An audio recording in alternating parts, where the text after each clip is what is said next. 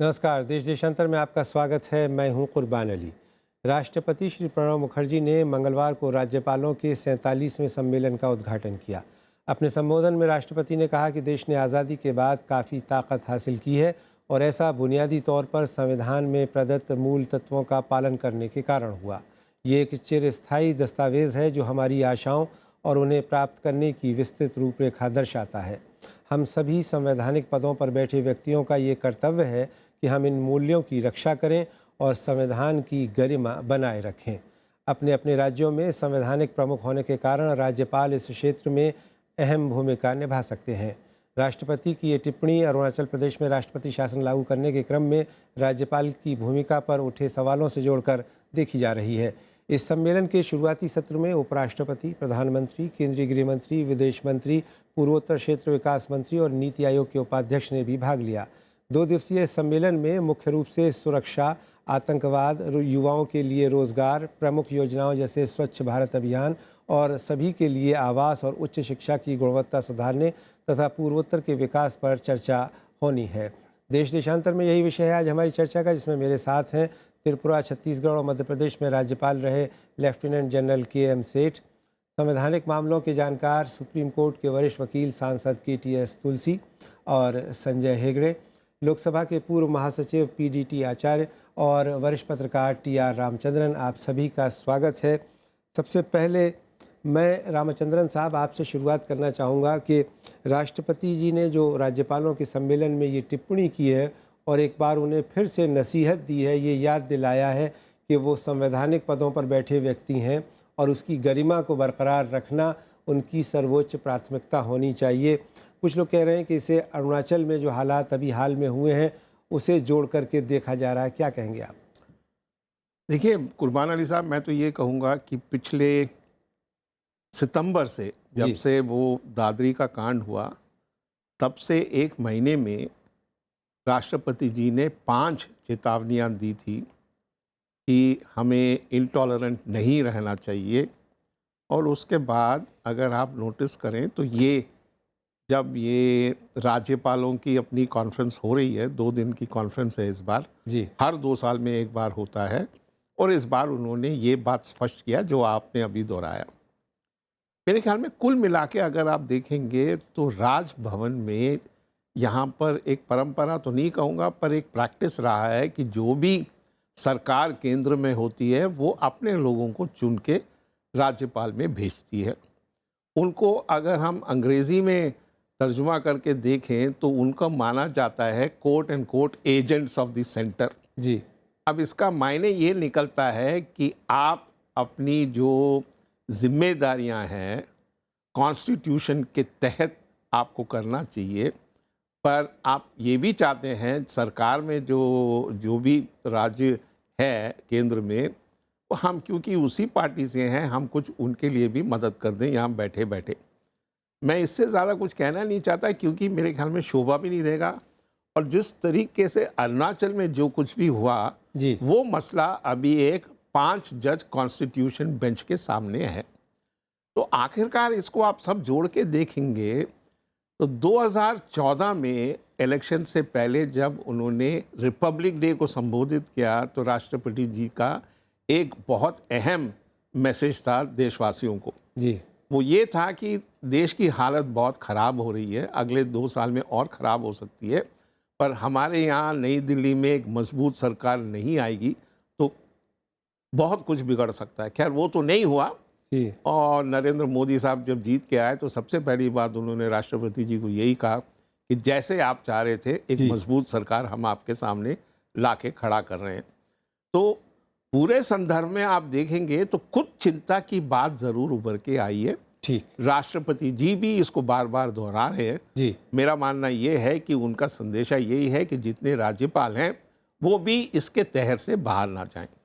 हमारे साथ कई राज्यों में राज्यपाल रहे लेफ्टिनेंट जनरल के.एम. सेठ साहब मौजूद हैं। सेठ साहब, मैं आपसे समझना चाहूँगा कि राष्ट्रपति जी ने जो ये टिप्पणी की है राज्यपालों के सम्मेलन में, इसके आप क्या मायने निकालते हैं?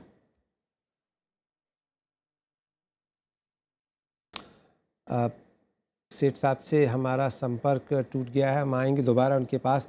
KTS तुलसी साहब हमारे साथ हैं।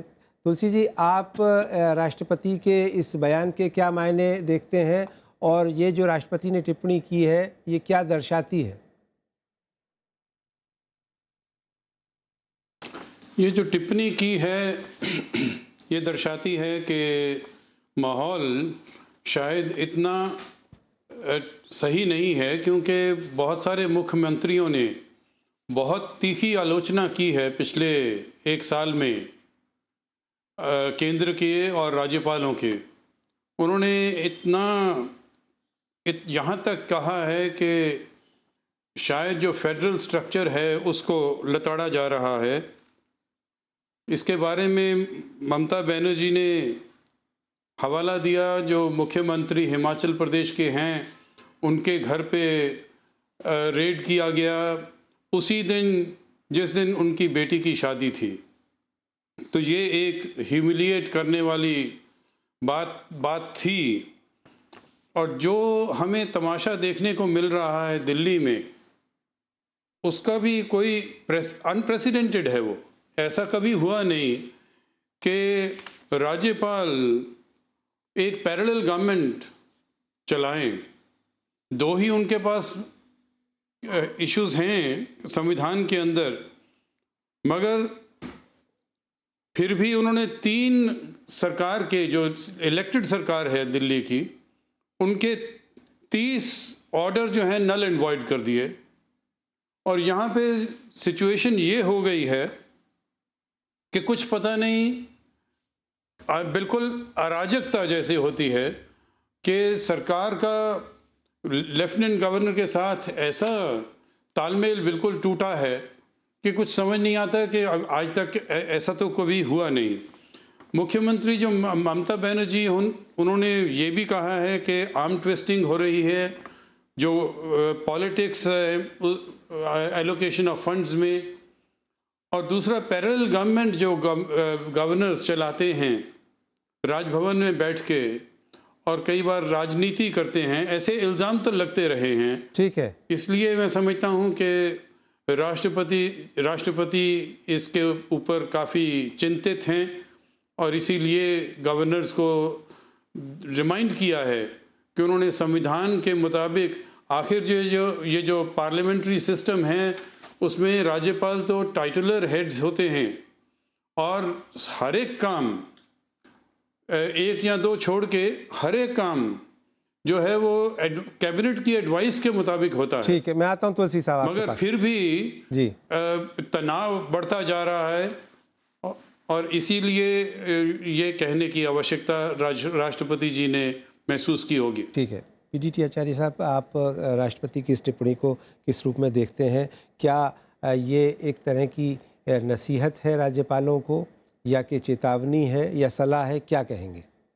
देखिए, राष्ट्रपति जी की जो टिप्पणी है वो एक ख़ास कॉन्टेक्स्ट में आई है जी। ये एक वैक्यूम में नहीं आती है इस तरह की टिप्पणियाँ। अभी राष्ट्रपति जी की, जैसे रामचंद्रन साहब ने जिक्र किया है, जो पिछले कुछ समय से इन्होंने जो टिप्पणियाँ की हैं वो ऐसी सिचुएशन उभर के आया है जो राष्ट्रपति के मन में चिंता पैदा कर दी है। इस वजह से इन्होंने जी उसको नज़र में रख के इन्होंने ये टिप्पणियाँ की है। तो इस वक्त इन्होंने जो टिप्पणी की है कि कॉन्स्टिट्यूशनल जो प्रिंसिपल सैंक्टिटी है हमें उसको मेंटेन करना चाहिए, खासकर जो कॉन्स्टिट्यूशनल पदों पर हैं तो उनका दायित्व बनता है कि कॉन्स्टिट्यूशनल सिस्टम को बरकरार रखें। जी ना, ये इस मेजर्स की, इस टिप्पणी का एसेंस यही है। अब सब जानते हैं कि इस कॉन्टेक्स्ट में ये मीनिंगफुल बनता है अरुणाचल प्रदेश के, जैसे रामचंद्र साहब ने कहा कि अभी जो सुप्रीम कोर्ट में वो मामला की सुनवाई हो रही है जी कॉन्स्टिट्यूशन बेंच की, तो उसके बारे में हम कुछ नहीं कहेंगे।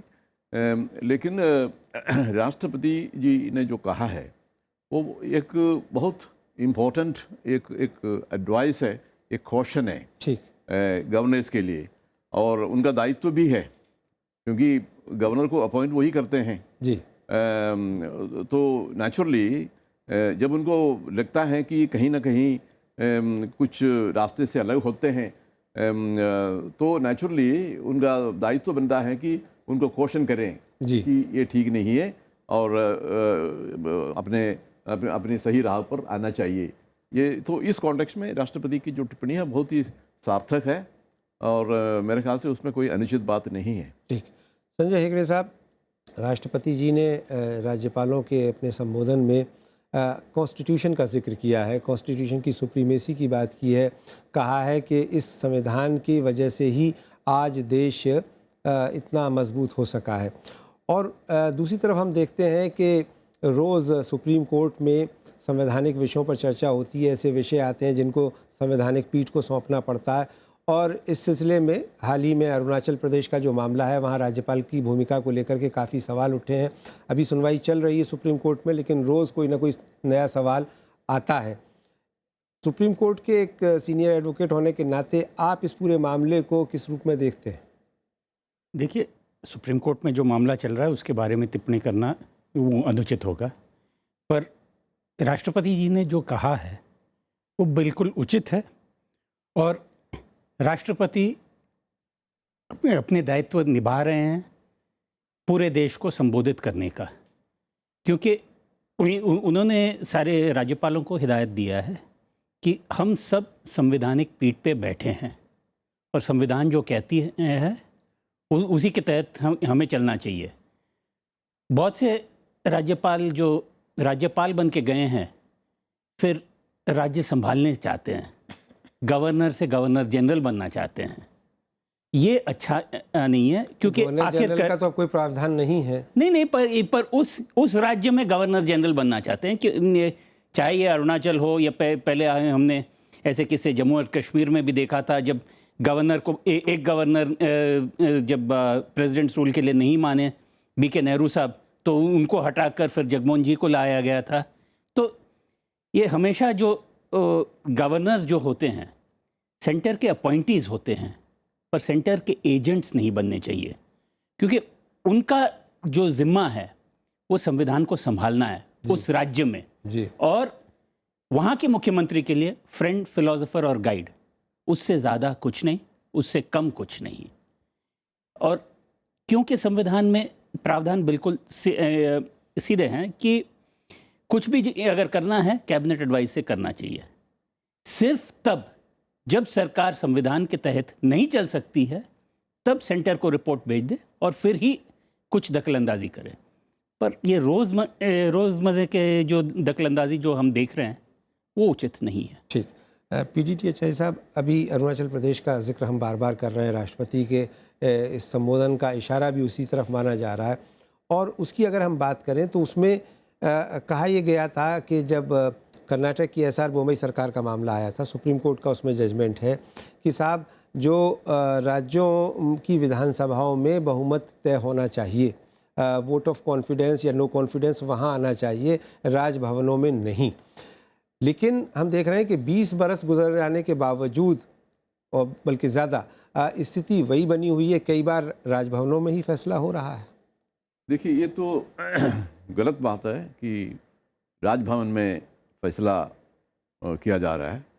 एक जहाँ भी होते हैं वो गलत है, क्योंकि बोम्मई जो जजमेंट है उसमें तो सुप्रीम कोर्ट ने बिल्कुल साफ तौर पर क्लियरली कहा था जी कि जब भी जो बहुमत की बात होती है वो विधानसभा में या पार्लियामेंट में, लोकसभा में उसका फैसला होगा, ना राजभवन में या राष्ट्रपति भवन में। ये तो बिल्कुल क्लियर ही है। और उसके खिलाफ जो भी काम करेगा या फैसला करेगा वो तो गलत है, वो तो है। और ये अरुणाचल प्रदेश की जो बात आती है, जब बात आती है तो उसमें कई चीज़ें हैं, इसमें संवैधानिक इश्यूज़ कई है उसमें जी। एक तो जो सेशन जो है उसको एडवांस करने की जो बात है, तो हमारा जो कॉन्स्टिट्यूशनल सिस्टम है उसके अंदर गवर्नर सभा को तब बुलाएंगे जब ministry council of ministers advice करेंगे, उसके बिना तो वो चलेगा नहीं। उसके बिना उसके पास पावर है नहीं जी। अपने आप सभा नहीं बुला सकते, कोई गवर्नर हो या प्रेसिडेंट हो, नहीं कर सकते। ये तो बिल्कुल क्लियर बात है और उसमें डिस्क्रिशन की कोई बात ही नहीं है उसमें। जी। There is no absolutely there is no ground for any kind of discretion in this matter, क्योंकि काउंसिल ऑफ मिनिस्टर्स के एडवाइस के बिना काउंसिल ऑफ मिनिस्टर्स डिसाइड करता है डेट, उसके बाद स्पीकर की परमिशन लेते हैं, उसके बाद फिर वहाँ भेजते हैं। तो गवर्नर सिर्फ समन्स इश्यू करते हैं, यही एक काम है और कुछ नहीं है। कब करना है, और इवन प्रोरोगेशन भी जी, उसकी फाइल चलती है गवर्नमेंट से। लेकिन वो कह रहे हैं कि कॉन्स्टिट्यूशनल ब्रेकडाउन होने लगा था। नहीं, कॉन्स्टिट्यूशनल ब्रेकडाउन देखिए ना, कॉन्स्टिट्यूशनल ब्रेकडाउन जब भी होता है, अब मान लीजिए गवर्नर ने चीफ मिनिस्टर को कहा कि आपने मेजोरिटी खो दी है और लोग हमारे पास आ गए हैं, आपसे टूट के गए हैं, तो आपको सपोर्ट नहीं कर रहे हैं, इसलिए आप इतने दिन के अंदर असेंबली के अंदर जाके कॉन्फिडेंस वोट ले लीजिए। यही होता है, तो यही तो कन्वेंशन तो यही है जी। और उसके वो उसमें मान लीजिए चीफ मिनिस्टर नहीं मानते, नहीं हम नहीं करेंगे, तो फिर कॉन्स्टिट्यूशनल मशीनरी ब्रेकडाउन होगी वहाँ पर जी। तब एक्चुअली गवर्नर को लिखना चाहिए, राष्ट्रपति को, कि यहाँ पर कॉन्स्टिट्यूशनल मशीनरी ब्रेकडाउन हो गई है और 356 लागू किया जाए, यही है, वरना नहीं। KTS तुलसी साहब, अभी जो PDT आचार्य साहब कह रहे हैं, आप उससे सहमत हैं? और क्या ये लगता है कि राजभवनों में बम्बई फैसले में जो इंस्ट्रक्शंस दिए हैं सुप्रीम कोर्ट ने, उसका पालन नहीं हो रहा है? नहीं हो रहा है जी। और इस केस में तो बहुत ही अजीब बात हुई है कि असेंबली पहली बार देश में जब से संविधान लागू हुआ है होटल में बैठी, फिर कम्युनिटी हॉल में बैठी। ये तो संभव नहीं है, क्योंकि जो असेंबली बुलाई भी राज्यपाल ने, उसने तो असेंबली हाउस में ही मिलना था। और फिर राष्ट्रपति जब मैटर सुप्रीम कोर्ट के पास सामने है और गवर्नर के वकील भी हाजिर थे, गवर्नर के वकील, मैं तो कोर्ट में नहीं था मगर यही सुना है कि गवर्नर के वकील ने बार बार अदालत को, सुप्रीम कोर्ट को ये अश्योरेंस दी कि जब तक इसका फैसला नहीं होगा कोई और कार्रवाई नहीं की जाएगी। तो जुडिशरी के साथ भी खिलवाड़ किया गया, संविधान के साथ भी खिलवाड़ किया गया, और जो पॉपुलरली इलेक्टेड गवर्नमेंट है उसको हटाने के लिए राजनीति की गई। कहते यही इल्जाम तो यही है, राजनीति की गई। ठीक है तुलसी साहब, स्पीकर को हिदायत दी गई इनको डिस्क्वालीफाई करो, सबसे पहले यही काम करना है। आप रहे तुलसी साहब, इस वक्त हमारे साथ पूर्व राज्यपाल KM सेठ साहब जुड़ चुके हैं। KM सेठ साहब, बहुत बहुत स्वागत है आपका। मैं आपसे ये समझना चाहूँगा कि राष्ट्रपति ने अभी ये 47वें राज्यपाल सम्मेलन को संबोधित किया है और उसमें उन्होंने एक मुख्य रूप से जो बात कही है वो ये कहा है राज्यपालों से कि वो संविधान की गरिमा बरकरार रखें, उसकी जो सुप्रीमेसी है उसको बरकरार रखें और संविधान के अनुरूप काम करें। आपकी नज़र में इसमें कोई संदेश छुपा हुआ है, राष्ट्रपति की कोई नसीहत है? बिल्कुल है। राष्ट्रपति जी ने बड़े समय पे ये हिदायत दी है गवर्नर्स कॉन्फ्रेंस में, क्योंकि अभी कुछ दिनों पहले जो अरुणाचल प्रदेश में हुआ है उसको देखते हुए तो ऐसा लग रहा था कि संविधान का मजाक उड़ाया जा रहा है, जबकि भारत का संविधान एक बहुत सुलझा हुआ संविधान है। इसमें हर परिस्थिति को किसी न किसी तरह से आपके सामने सुलझा के रखा गया है। अगर राज्यपाल राजनीति के अखाड़े और दलदल से ऊपर उठकर अपने संवैधानिक दायरे में रहते हुए उस चीज को देखें तो हर परिस्थिति का संवैधानिक सलूशन मिल जाएगा उन्हें। अनफॉर्चुनेटली होता क्या है, बहुत कम केसों में ऐसा होता है, अमूमन नहीं होता है, कि राज्यपाल अपने को राजनीति से अलग नहीं कर पाते हैं और बाहर वाली दुनिया ये समझती है कि उनको किसी किस्म का आदेश मिला है। मेरा अपना सोचना है, 8 साल के राज्यपाल के टेन्योर में मुझे कोई आदेश सेंटर से कभी नहीं मिला, परंतु मुझे अपने आप ही हर चीज का समाधान मिल जाता था। कोई भी दो परिस्थितियां एक सी कभी नहीं उत्पन्न होती हैं जी, और हर परिस्थिति का समाधान मौजूद है। और ऐसे हालत में राज्यपाल को चाहिए कि संविधान के दायरे को एक पवित्र लक्ष्मण रेखा की तरह से समझे, उससे बाहर उल्लंघन करने का प्रयत्न ना करे। राष्ट्रपति जी ने इसका खुद उदाहरण है, जिस तरह से वो कंडक्ट करते हैं और जो कल उन्होंने वार्निंग दी है गवर्नर्स कॉन्फ्रेंस में, वो एक वेरी टाइमली वार्निंग है कि अभी भी जाग जाइए, इससे पहले कि लोग राज्यपाल के पद पे ही उंगली उठाना शुरू कर दें। उठती नहीं है उंगलियां, जी फिर से उठना शुरू हो जाए, उससे संभलने के लिए एक बहुत टाइमली वार्निंग है राष्ट्रपति जी की। जी केएम सेठ साहब, एक और बात राष्ट्रपति ने अपने संबोधन में कही, 7-8 विषयों पर वो बोले और उन्होंने राज्यपालों से भी जो राज्यों का विकास है और राज्यों की सुरक्षा का सवाल है, आतंकवाद का मामला है, बेरोजगारी का मामला है, इस पर भी बात की। आमतौर पर माना जाता है कि राज्यपाल का पद एक ऑर्नामेंटल पोस्ट है, तो क्या राज्यपाल भी राज्यों के विकास में और उसके चहुमुखी विकास में कोई रोल अदा कर सकते हैं क्या?